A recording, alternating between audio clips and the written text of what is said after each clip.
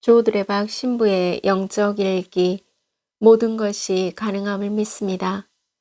언젠가 어느 수도원에서 사제 개인 피정을 하는데 다리가 불편하신 한 형제님과 함께한 적이 있습니다.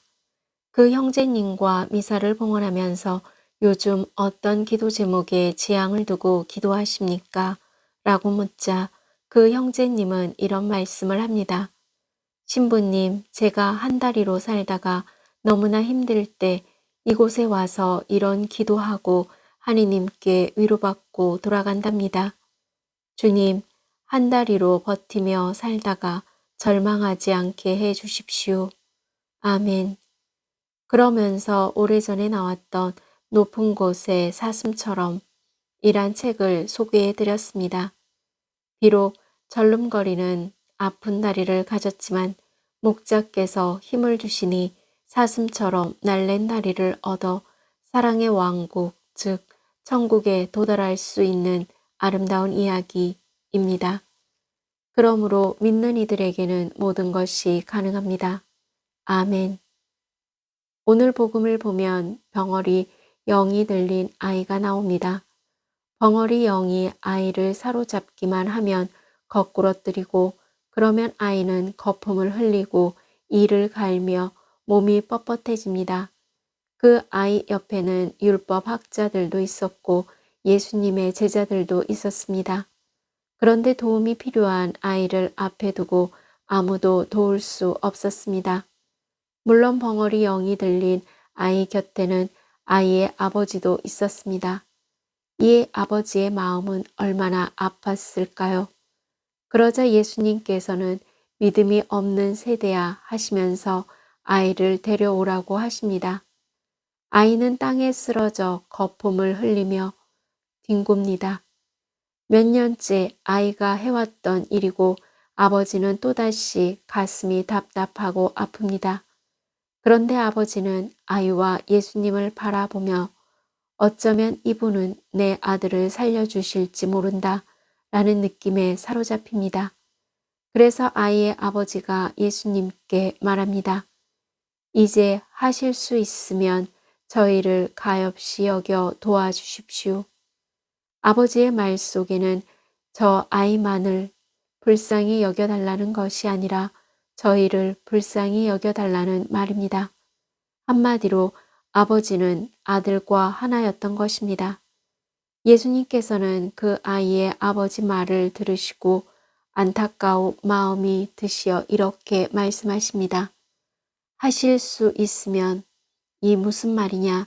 믿는 이에게는 모든 것이 가능하다. 그러시고는 벙어리, 귀머거리 영아, 내가 너에게 말한다. 그 아이에게서 나가라. 그리고 다시는 그에게 들어가지 마라. 아버지는 너무나 듣고 싶은 말씀을 들었기에 눈물을 흘립니다. 아버지는 오직 믿음 하나만을 붙잡고 살았기에 예수님을 만났고 아들을 고칠 수 있었습니다. 아멘. 사랑하는 고우님들, 필사일삼 이란 뜻이 무엇인지 아십니까? 필리피 신자들에게 보낸 서간 4장 13절이란 말입니다. 나에게 힘을 주시는 분 안에서 나는 모든 것을 할 수 있습니다. 그래서 오늘 복음을 묵상하면서 벙어리 영이 들린 아들을 위해 기도하시고 할 수 있는 모든 것을 하셨던 아버지에게 이런 말씀을 드리고 싶습니다. 형제님, 당신이 아는 것은 예수님뿐이군요. 당신의 믿음이 쓰러진 아들을 일어나게 하셨습니다. 오히려 부족한 이 사제가 감사드리고 싶습니다. 그러므로 벙어리 영이 들린 아이 아버지의 외치는 기도가 고우님들의 기도로 외쳐야 합니다. 저는 믿습니다. 믿음이 없는 저를 도와주십시오. 그런데 예수님의 무엇을 믿는 것입니까? 예수님의 모든 말씀과 더불어 예수님께서 행하셨던 모든 권능의 기적을 믿는 것입니다. 다시 말해서 결코 의심하지 않는 것입니다. 그래서 고우님들의 기도가 바뀌어야 합니다. 믿음을 더해 주시라는 기도가 아니라 그냥 예수님의 말씀과 권능의 기적을 믿게 해달라고 기도해야 합니다. 그러므로 고우님들은 예수님의 권능과 말씀으로 모든 것이 가능함을 믿으시기를 바랍니다. 아멘. 저 두레박 사제도 예수님의 말씀과 권능을 붙잡고 몸과 마음이 아픈 고우님들과 아픈 이들을 돌보는 고우님들, 그리고 고우님들의 자녀에게 주님의 치유와 회복의 은총이 임하시기를 기도합니다. 아멘. 영적 일기를 마무리하면서 하실 수 있으면 이 무슨 말이냐? 믿는 이에게는 모든 것이 가능하다.